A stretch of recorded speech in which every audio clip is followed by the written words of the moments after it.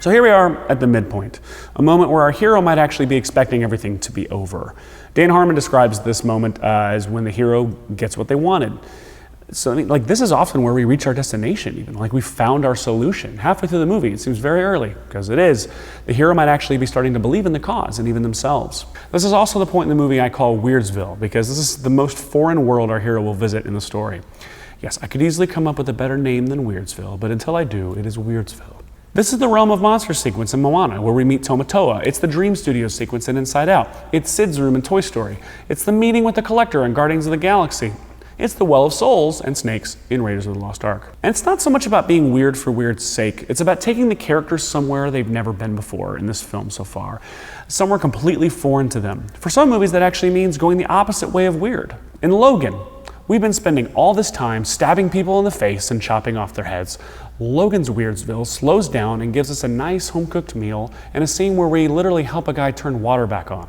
In Hunt for the Wilder People, which by the way is my favorite movie the past 5 years, watch it right now, Weirdsville is when Ricky meets Kahu and rides back with her to her home and meets her dad and stays the night, which is probably his first night with a normal family, perhaps in his life.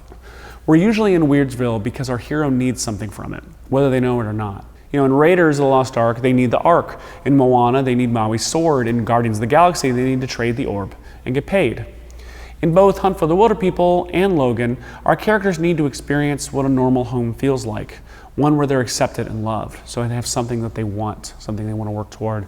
Unfortunately, this is also where we learn that our solution may not be everything we hoped for. The second half of Dan Harmon's thing here is that this is where the hero gets what they want, but they realize they got it at a price. Maui got his hook back, but he's not his old self, so his powers are unpredictable at best. The Guardians of the Galaxy got the orb at the Collector, but it turns out it's an Infinity Stone, and it's going to destroy the whole galaxy if Ronan gets his hands on it. In Hunt for the Wilder People, Ricky and Heck are best buds now, but the cost of that bond is that they can never leave the bush.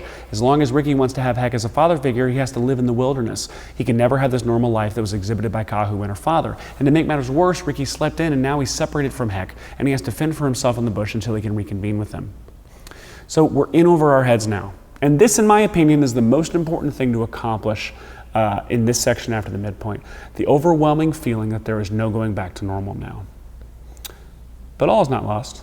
These are new developments, but our heroes don't give up. It's too early for them to give up. That comes later. In the Guardians of the Galaxy, they argue about whether to abandon the orb, turn it into the Nova Corps, or fight Ronan themselves.